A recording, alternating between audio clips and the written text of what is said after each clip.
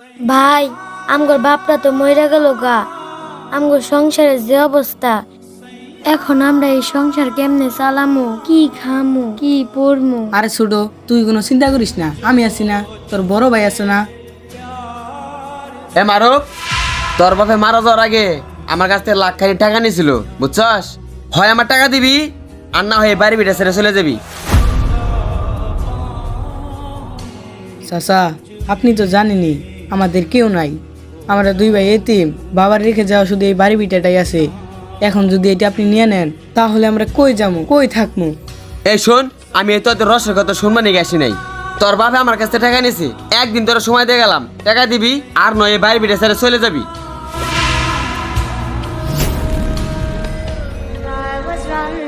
চাচা, আম করে আর কিছুদিন সময় দেন না, আমরা দুই ভাই পরিশ্রম কইরা আপনার টাকাটা পরিশোধ করে দিব। এই শোন, আর কোনো সময় হবো না, আমি যা বলছি তাই। একদিন সময় দিছি, একদিনই আমি গেলাম। ভাই, এখন আমরা কি করবো? আমগর উপায় কি? আমগর তো টাকা পয়সাও নাই যে আমরা চাচার টাকাটা পরিশোধ করবো। তুই চিন্তা করিস না ছোট, দেখবি উপরওয়ালা একটা না একটা ব্যবস্থা করিয়ে দিব। আর সবসময় একটা কথা মনে রাখবি, যার কেউ নাই তার আল্লাহ আছে। চল ভাই, এখন তোর দুইটা খাইতে দেই। এ বাতিজারা, এদিকে আসো তো। জি আঙ্কেল। তোমরা করিম ব্যাপারীর বাড়িটা ছিল, ওই যে রাইস মিলের মালিক ছিল যে? রাইস মিলের মালিক? এই ছোট, উনি আমাদের বাবার কথা বলতেছে না তো? তাই তো মনে হয়, আমাদের বাবারই তো রাইস মিল ছিল। আঙ্কেল, আপনি তো আবার আমাদের বাবার কথা বলতেছেন না? বাবা মানে করিম ব্যাপারী কি তোমাদের বাবা লাগে? হ্যাঁ আঙ্কেল, উনি আমাদের বাবা। কি বলো? আমি তো তোমাদের বাড়িতে যাইতেছিলাম, তাহলে চলো। কিন্তু আঙ্কেল, আমাদের বাবা তো আর দুনিয়ার বুকে পয়সা নাই। তোমার বাবা বাইসা নাই মানে? কিছুদিন আগে আমার বাবাটা মারা গেছে। আচ্ছা চলো, তোমাদের বাড়িটা দেখে আসি।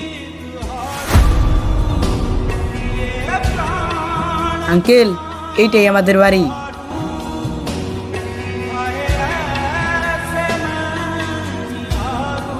এইটাই তাহলে করিম ভাইয়ের বাসা? জি আঙ্কেল। মারুফ করে, মারুফ, এ মারুফ। কি রে, আজকে না তোকে টেয়া দেওয়ার কথা, টেয়া পাকড়ছ, দে টেয়া দে। চাচা, টাকার ব্যবস্থা তো করতে পারি নাই। কি টাকা ব্যবস্থা করতে পারছ না মানে? আচ্ছা ঠিক আছে, তাহলে এক্ষুনি বাড়ি ঘর ছাড়ে চলে যা, যা। এই ভাই থামেন। মারুফ, এই লোকটা কে? আঙ্কেল, ইনি হচ্ছে আমার চাচা। আমার বাবা মারা যাওয়ার আগে নাকি ওনার কাছ থেকে কিছু টাকা ধার নিছিল, তাই সেই টাকার জন্য আসছে। তাই আমাদের বলতেছে আমরা যদি টাকা না দেই তাহলে আমাদের বাড়ি ছাড়তে বলতেছে। এই মিয়া, আপনি কেমন লোক? এরা আপনার ভাইয়ের সন্তান, মানে আপনার নিজের সন্তান। এদের সাথে আপনার রক্তের সম্পর্ক, আর আপনি সামান্য কিছু টাকার জন্য আপনি এদের বাড়ি থেকে বের করে দিতেছেন। ওই মিয়া, আপনি কি আর আমাদের এই বিষয়ে আপনি নাক গলাতেছেন কেন? আমি যেই হই না কেন, আপনি সামান্য কিছু টাকার জন্য এদের সাথে এরকম আচরণ করতে পারেন না। এ দর তো লাই পড়ছে, এত যদি মা থেকে অগরবতী, তাহলে আপনি আমার টাকাটা দিয়ে দেন, আমি যাই গিয়া। মারুফ, তোমাদের চাচা তোমাদের বাবার কাছে কত টাকা পাইতো? আঙ্কেল, 1 লাখ টাকা। এই যে নেন ব্যাংকের চেক, এখানে 10 লক্ষ টাকা আছে। আপনার 1 লক্ষ টাকা রাইখা বাদ বাকি টাকা এদের হাতে তুলে দিবেন।